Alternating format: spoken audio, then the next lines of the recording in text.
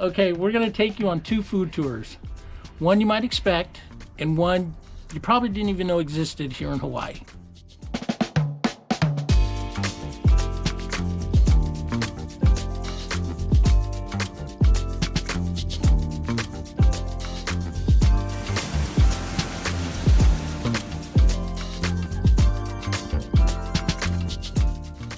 So here we are at the Vanillery. I didn't even know they made vanilla in Hawaii. I want to find out all about it. Gonna take you with us. Come on, let's go. We did have to book online to make sure we could make it on a tour, but it was a short wait till our group was called. Until then, we perused the store, making notes of items we might want to pick up before we left. So the Vanillery is a working farm, and you find out a whole bunch about how things are made and done. There is another vanilla factory here in the islands. They give you lunch. They charge about $90. The Vanillery only charges $20, and it teaches you a lot more about how things are made. The farm in general is lovely, and this is what happens when our fruit falls from a sea almond tree and dries out. Wendy says, "Aloha, Parker." We cut a vine and we attach it right to these towers called tutors. Yep. So this is our newest shade house. So over here we have vines that are 3 years old, they're on their first harvest, and we have vines that are 5 years old and they're on their third harvest. So from those mature vines, we're gonna cut about 24 inches or 12 nodes, and we're gonna come and attach it to this tutor with these really high-tech thing called twisty ties. Super, super easy. We'll dry them out just a little bit, but basically we just attach them to the tutor, and inside the tutor is orchid bark, cinder, and mac nut shell, and a slow release nutrients. It's very, very basic. Vanilla loves a lot of drainage, so it doesn't take much. I used to think imitation vanilla came from real vanilla, and that is just not so. Actually, the first origin story of where imitation vanilla came from is really quite funny. Has anyone got any guesses? It came from an animal. We are showing just a bit of the tour, but we learned a lot, like that macadamia nut shells are great for a ground cover, good for water retention, and repelling pests. Our guide Aurora was simply amazing. She even taught us about how to make our own vanilla extract. All you're gonna do is you're gonna slice open the bean, lengthways, and then you're gonna chop it up. You can use scissors, super easy. You don't have to scrape anything out. You're just gonna put it all back into the bottle. It's just gonna sit at the bottle end. It just looks like chunks. And then you're just gonna fill it up with your choice of liquor. We say 80 proof, don't do Everclear, and don't do a liqueur. Don't be crazy about it. So you want 80 proof. We use vodka, odorless, flavorless, colorless. It makes the best extraction for vanilla. But if you want to use rum, tequila, whiskey, bourbon, you're welcome to. That's going to be an amazing extract. It's going to be so delicious. Sometimes I just say, instead of sacrificing a whole bean, maybe make your vodka extract first and then add it into your other liquors to taste it, just to try that combination. All you're going to do is you're going to fill it up with liquor and you're going to let it sit 6 weeks to 6 months. You're going to fill it up and you're going to stick it in the cabinet and you're going to forget about it. Cool, dry place out of the sun. We never even considered adding vanilla extract to hard alcohol ourselves. Gotta give that one a try. Each tent had vanilla in a different stage of life, from new plants to those that were 5 years old. Learning about how they're grown is fascinating, especially learning their history. It was also a nice shady place to hang out when it was 90 degrees outside in November. Come on in, folks, have a seat. So it cannot self-pollinate. Now, for many, many years, and by many years, Europe wanted more vanilla. Europe was trying to produce their own. They brought in the best scientists and botanists. Everyone was experimenting with this orchid, experimenting with other orchids, trying to figure this plant out. And it wasn't until a boy named Edmund Albius figured it out. He got in there, he watched the scientists, he watched the experts with their orchids. He had his own vanilla orchid that he experimented with, and he figured out how to get in there and hand pollinate it. Edmund Albius was 12 years old at the time. Because of him, everyone was able to figure out vanilla, and it started rapidly expanding and growing in different places. When I said we come in here and we see that light green bud, we know the next day it's gonna bloom and we have to come in and hand pollinate it, we have a very short window. Everything is time sensitive with this plant, and everything happens in the morning. I don't know why, she's such an early riser. So we get up super early and we have 4 to 6 hours, and on peak days, we'll have 200 to 500 flowers that day. Not everything blooms at the same time. It all goes off within a period of a couple months. Now, when we come in with these tiny little toothpicks, and we have a picture of it here, and we have a picture of the flower over there. It's light, it's yellow, it's waxy. We come in with this tiny little toothpick and we lift up this big male part. It's very similar to a trunk, and we pull back that flap. And then it just naturally falls back down on that female. And then we just grab it, we squeeze it together, give it a little mush mush, we go, good job, and it's done. We moved on to find out how it's processed into the type of vanilla beans you see in the store. Bean is perfectly ripe and it's nice and yellow. We only have to start that curing process about 6 hours. Some farmers say 12, some say 24. But after 6 hours, we have found that these beans, it will start producing a gasoline flavor. That's okay for a body product, but it's not okay if you want to put it in your mouth, which is also another thing. If you get a weird, funky extract, it could have had one tarnished bean in the whole thing. The beans inside this basket, and we're going to blanch them for 2 to 3 minutes at 150 degrees, depending on the size, which is just below boiling. Now those beans are a light green plump bean when they go into that, and they come out light green and plump. It's not until we take those beans and we wrap them up into wool. We use wool, it's a natural good insulator. We lay out the beans and we roll them up into packs. We then put them in the equivalent to a hot box, but we're Mottams, so we use a cooler. And we just lay out a heating pad and put our packs on top of that heating pad and lay another heating pad on top and close the cooler. We keep them warm for 2 days. And in that 48 hours, those beans are going to be plump and green, and they will turn to a dark brown. Don't look at this picture, it's sun faded. Imagine those are plump and dark brown. So now we have a plump and dark brown bean. We are then going to start a process called sweating the bean. This is a very, very particular and most important process. So sweating the bean is what we're doing over here. So sweating the bean, again, another particular thing we do in the morning. Only in the morning sun. What we're doing here is we're dropping the water weight from 100% to 50%, and the whole time we're weighing these beans. This process is where the magic happens. This is called an enzymatic fermentation process. And this is literally where we're breaking apart the glucose and the vanillin. And that is what's going to create its flavor. And that's what it's going to create, is aroma. And so this process, once we get it to 50%, then we're going to start another process of sweating the bean. But we're going to do it in the humidor. And I just asked, don't touch them, but I'll put them on the table.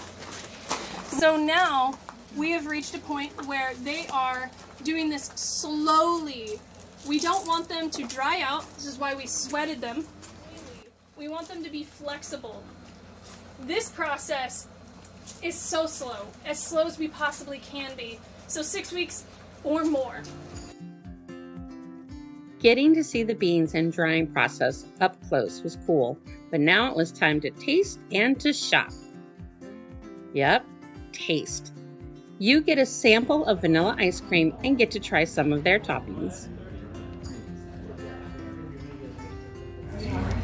Okay, so she said to try all these like savory things on the vanilla ice cream and mix the sweet and savory. So this is the vanilla coffee grill rub, which sounds like it would be great on a steak. It's all about the way they churn. And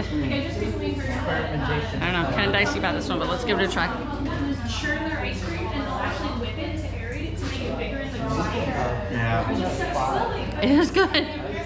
It's not savory.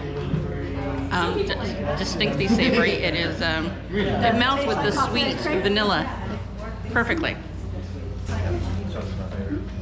Let's try the vanilla pepper.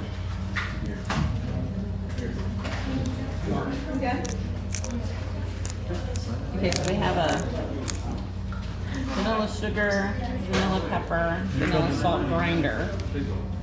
This is the pepper. Okay, what do you think? It's good. It's not as doesn't jump out as much as the grill rub, but it is But good. it's pepper on ice cream, so Peppery. is it peppery? But it A goes little with the peppery. ice cream? Yeah, it does. How about the salt? Is that the salt? Yeah, it's the salt.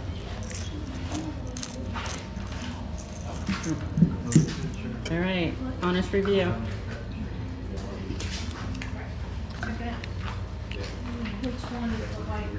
I don't taste as much vanilla, but I do taste the salt. So it's that sweet and salty thing going. It's kind of good. Pretty good. One of the great things about the store here is that they considered us having to take the stuff on a plane. So lots of the merchandise is in small jars. We loved our tour here and hope you will add it to your list. Okay, so the museum girl in me was so happy. I love learning how things work and why things work. And yes, some of the vanilla is going home. We're gonna make our own vanilla extract. Harry, what was your favorite part? My favorite part was the ice cream. Seriously though, the origin story was, to me, was fun to hear. I mean, you know, legend is always, you know, a thing of interpretation, but the origin story of how it, you know, went from Mexico to Europe and, you know, got popular was very interesting. I'm glad I learned that. And now that you know how long it takes to get vanilla from planting to being able to harvest to drying it all out, it's like a 5-year process. Now you know why real vanilla costs so much money. Totally worth it. All right, on to the next stuff.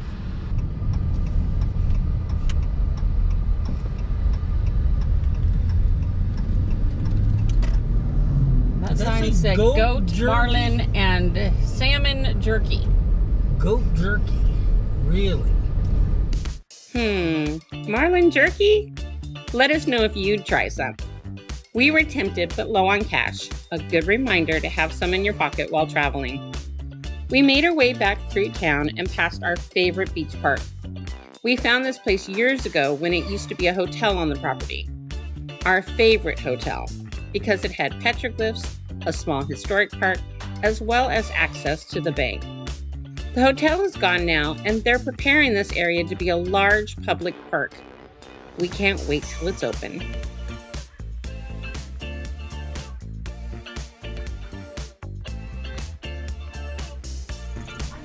Time for a coffee tour.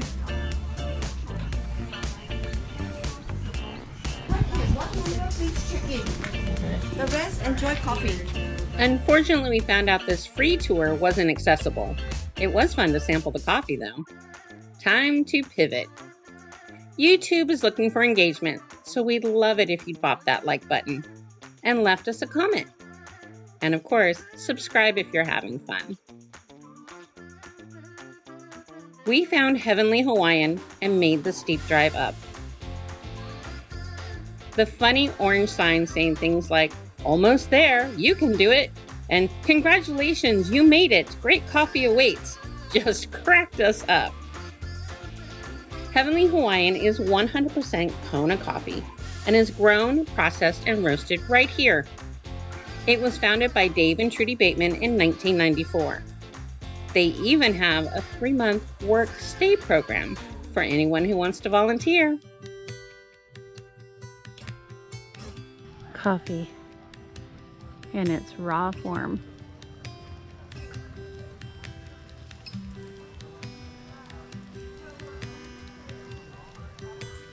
It loves the rain, it loves the wet and the humid.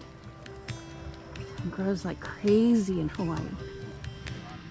Heavenly offers 4 different types of tours, starting for as low as $20 for a 1-hour farm tour, which has lots of fun extras.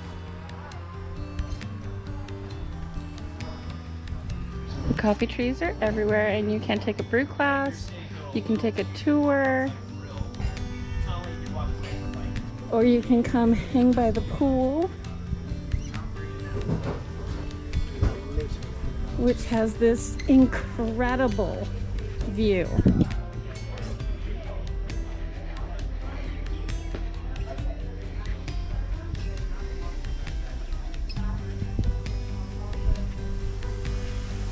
Look at that view. I'm really looking at that view. Sadly, we had our timing wrong for a tour, but we wandered a bit of the farm and grabbed some delicious coffee. Okay, I've made no secret that I love coffee, and I can't imagine ever coming to Hawaii and not just having coffee all the time. So we decided to learn a little bit about it and came up to Heavenly Coffee, and this is the sign right behind. And we'll show you a little bit of our encounter here and what we learned. I'm so glad you appreciate them because awesome. you would be shocked that I'm like, did you see the signs? And people are like, what? What signs? The absolutely hysterical signs Like coming the funny up. ones that are pointing you back. You know, it's hard to find us. Like pre-Google Maps, you know, it was hard to get up here. But there's a lot going on the menu. But basically, I do cold brews, so those are all going to be with our fire roasted coffee. Our fire roast, we roast over an open flame. Has a really interesting taste. It's honestly good, just black. But he has some different like recipes, and it's all listed out on there. Explain this over here. Okay, so we have a lot going on over here. I see that. So these are various spices that we use in some of our drinks. We have cinnamon, nutmeg, cardamom, that's gonna be in the meal, clove, and ginger. Ginger is a new addition. This is an allspice. We use it on like chai, if you get a pumpkin spice, something like that. These are all toppings as well. Sea salt, we have the Mackay. It's one of our cold brews that uses sea salt, which is interesting. It brings out like a little bit of sweetness, just a little pinch of salt. Hibiscus, we use that just as a garnish on some of our like lavender floral stuff. That's good. And then we also have fresh lavender. That goes in the Leilani, one of our cold brews. We use the lavender syrup in that one, and then we just put a little fresh lavender on top too. So for the meal that I ordered, yeah, would any of those be appropriate, or should I just have the meal the way it is? I'll probably garnish it with some cinnamon on top just for fun. I do put cinnamon and my raw honey behind me in there as well. Okay. I mean, you could really go, I would stay away from like the floral, like the hibiscus and the lavender, and like the salt and cinnamon might be an interesting combo, but all of these like would be an interesting addition, maybe some cardamom or a little clove, you know. Gives it like allspice, yeah. It's fun to play with, you know, and see how See how you like it. See how the flavors Do you know what you want? complement each other. When the berries turn red, they're ready to be handpicked. We loved this coffee. All right, so there are plenty of things you can taste. Terry just tried the Kona Bright. Guess it's good. We had a great time shopping the store, hanging out by the pool with one of 7 farm cats, enjoying the flowers in the gardens, and of course, the view, that amazing view. As we left, we got to see the drying racks, something you can find out about on a tour. And we saw more of their trees, and yes, one more funny sign that said, just too funny. We loved this place and will recommend the coffee, the people, and the view to anyone we know is going to be in the area. Time for dinner at the Rockin' Crab and off to find a beach park to watch the sunset.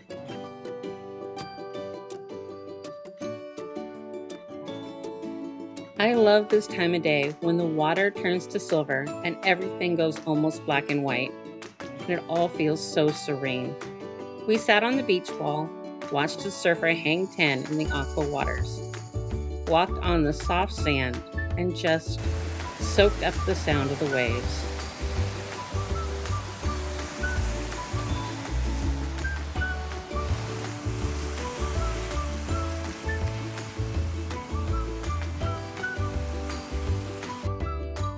Finally, we settled down with the coconuts and the birds to watch the sunset. So we just got back from Heavenly Hawaii Coffee. Heavenly Hawaiian, I think. Heavenly Hawaiian Coffee, Plantation Farm, something. You can see it, you have to know that you're going to this place because you're not going to stumble across it by any means whatsoever. So you have to be intentional if you want to get out there. But I think it's worth it. You should go out and try it. I had, like I said, I had a lavender cold brew. It was fantastic. Now that says a lot because I'm the coffee person here, not him. So I dragged them up the hill, and it is up the hill.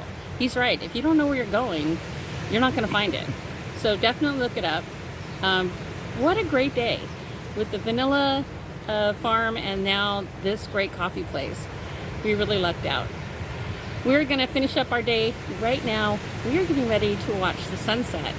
So we will end this video with our view for you. Take care. Safe travels. And we'll see you next time. Bye. Thank you for hanging out with us today and going on our tours with us. Next up is our last day on the island and one of our biggest discoveries as we head to South Point.